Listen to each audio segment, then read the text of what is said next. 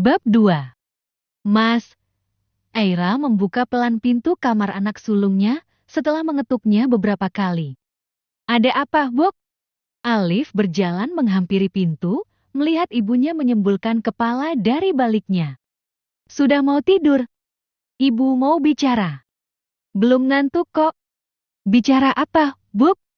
Alif menyingkir dari depan pintu untuk membiarkan ibunya masuk. Tutup pintunya ya, Mas. Ibu mau ngomong agak serius, kata Aira. Alif pun segera menutup pintu kamarnya. Lalu berjalan mendekati sang ibu yang sudah duduk di tepi ranjang. Setelah Alif duduk, Aira nampak menyerahkan ponsel pada anaknya. Sebuah foto yang beberapa hari lalu dikirimkan Lindy padanya. Ini apa, Bob? Alif nampak sedikit bingung saat menerima ponsel ibunya. Baca aja dulu, Mas. Kemudian dengan serius Alif mengamati foto undangan pernikahan yang diberikan oleh ibunya itu. Tak ada yang dia ucapkan saat selesai membaca isi dalam undangan itu. Apalagi saat melihat wajah ayahnya yang terpampang jelas di dalamnya. Alif hanya menatap wajah ibunya tanpa bicara. Mas sudah paham kan apa yang ada di situ? Tanya Aira saat dilihatnya anaknya tak berkata apapun. Alif hanya menjawabnya dengan anggukan. Lusa, ibu rencana mau ke tempat itu. Mas mau nemenin ibu.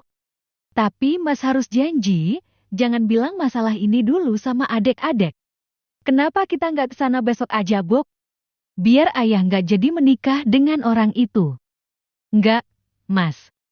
Percuma saja. Kalau ayah memang menginginkan hal itu, percuma saja jika kita menghalangi. Tidak ada gunanya. Bagi ibu, yang penting ayah tetap harus bertanggung jawab pada kalian. Karena kalian anak-anaknya. Kalau ibu, tidak berhak untuk melarang ayah berbuat apapun yang dia suka. Itu hak ayah. Ibu hanya ingin membuat ayah menyesal sudah melakukan itu pada kita. Ibu jangan sedih. Alif dan adik-adik akan tetap bersama ibu. Bagai hujan yang turun di tengah padang pasir. Mendengar kata-kata si sulung, air mata Aira segera menetes. Terima kasih, Mas. Jadi, Mas mau nemenin ibu ke sana? Tanyanya lagi. Ya, Bob. Alif akan temenin ibu ke sana. Alif nggak akan biarin ibu pergi sendirian. Oke. Kalau gitu Mas, sekarang istirahat dulu. Ibu juga sudah ngantuk. Ingat ya Mas. Adik-adik jangan sampai tahu dulu. Ya, Bob. Dan 2 hari kemudian, Aira berangkat bersama Alif ke kota sebelah. Hari di mana akan dilangsungkannya pernikahan suaminya dengan seorang gadis di kota itu. 1,5 jam perjalanan, akhirnya Aira sampai di tempat tujuan.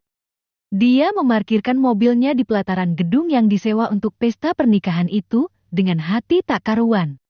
Dia tahu akan sesakit apa nantinya melihat lelaki yang telah puluhan tahun menjadi suaminya itu bersanding di pelaminan bersama wanita lain. Namun dia berusaha menyembunyikan perasaan gundahnya itu pada putra sulungnya. Dari luar, pesta itu memang tampak megah. Seperti kata Linde, gadis yang dinikahi suaminya itu memang masih muda. Dia baru beberapa tahun lulus kuliah, sepantaran dengan keponakan Linde. Dan gadis itu merantau di kota yang sama dengan suami Aira. Entah bagaimana cara mereka akhirnya saling mengenal. Namun sepengetahuan keluarga sang gadis, suami Aira adalah seorang duda. Mungkin itu sebabnya mereka merestui hubungan anak gadisnya dengan pria yang usianya sudah kepala 4 itu. Setelah menghela nafas dalam, Aira mengajak Alif turun. Sekuat tenaga, dia berusaha terlihat sangat tegar. Sementara sang putra sulung yang sedari tadi sudah diwanti-wanti ibunya agar tidak melakukan hal yang membahayakan diri sendiri di dalam pesta pernikahan ayahnya itu, mencoba mengendalikan debaran jantungnya yang bergemuruh. Apalagi saat mereka mulai memasuki ruangan dan dilihatnya sang ayah sedang duduk di depan sana bersanding dengan wanita yang bukan ibunya. Aira terus melangkah mendekat ke pelaminan dengan tangan Alif yang menggandengnya. Tak seperti tamu-tamu undangan lain yang datang dengan wajah tersenyum penuh kebahagiaan, Aira dan Alif sama sekali tak menampakkan senyum di wajah mereka.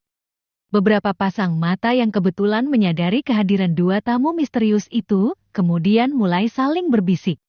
Dan saat Aira dan Alif semakin dekat, Dani yang mulanya sedang terlihat bercanda ria dengan mempelai wanitanya di pelaminan, mendadak menghentikan senyuman. Wajahnya berubah tegang, menyaksikan istri dan anak sulungnya tiba-tiba sudah berada di tempat itu.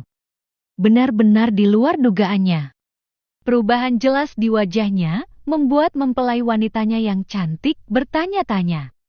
Ada apa, Mas? Siapa mereka? Tanyanya. Selamat, Mas. Kamu tidak menyangkakan aku akan ada di sini sekarang? Kata Aira, saat dia dan anaknya telah sampai di panggung pelaminan megah itu. Berdiri tepat di hadapan dua mempelai yang sontak berdiri, melihat mereka menghampiri. Dek, aku bisa jelaskan ini. Dani mulai panik. Apalagi melihat tatapan mata anak sulungnya yang berapi-api padanya. Tenang, Mas. Aku tidak akan mengganggu pernikahanmu. Kamu bisa melanjutkan pestamu setelah mereka tahu siapa sebenarnya kamu. Tangan Aira menunjuk ke sekeliling ruangan. Suasana pesta mendadak riuh, tatkala semua tamu undangan baru tersadar bahwa sedang ada ketegangan di atas panggung pelaminan. Sementara Aira bergegas menghampiri MC pernikahan untuk mengambil mikrofon yang berada di atas meja. Beberapa orang yang sepertinya kerabat mempelai wanita berusaha mencegah Aira. Namun karena melihat sikap tenang Aira, akhirnya mereka pun tak bisa berbuat banyak. Mohon perhatian semuanya. Saya, Humaira, istri sah dari Dani Hendrawan Salim. Saya wanita yang dinikahinya 20 tahun yang lalu, dan yang menemaninya saat dia masih miskin, sampai dia sukses seperti sekarang. Dan kami juga telah memiliki 3 orang anak yang telah menginjak remaja. Perlu semua tahu bahwa saya, Humaira Aisyah, belum pernah diceraikan oleh suami saya, dan secara hukum masih menjadi istri sahnya. Aira menghentikan kalimatnya. Tamu undangan yang tadinya mendengarkannya dengan serius kini terdengar riuh lagi. Sementara di kursi pelaminan, kedua mempelai dan orang tuanya mulai pucat pasi. Untuk keluarga mempelai wanita, semoga kalian segera menyadari laki-laki seperti apa yang membuat kalian begitu bangga untuk kalian nikahkan dengan putri kalian ini. Dan kamu, Mas Dani. Setelah pestamu selesai, aku menunggumu di rumah untuk menjelaskan semua ini pada anak-anakmu. Dan bersiaplah untuk berurusan dengan pihak yang berwajib karena dokumen palsu yang telah kamu buat untuk melancarkan pernikahanmu ini. Ayo Alif, kita pulang, nak. Aira mengembalikan mikrofon ke tempatnya, lalu berjalan diikuti sang anak turun dari panggung pelaminan. Tak dihiraukannya Dani yang memanggil namanya dan Alif beberapa kali. Dan tak seperti tadi saat dia datang dengan wajah yang tegang, kali ini Aira berbalik meninggalkan pesta dengan senyuman tersungging di bibirnya.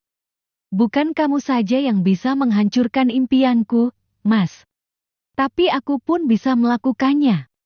Dan ini baru permulaan.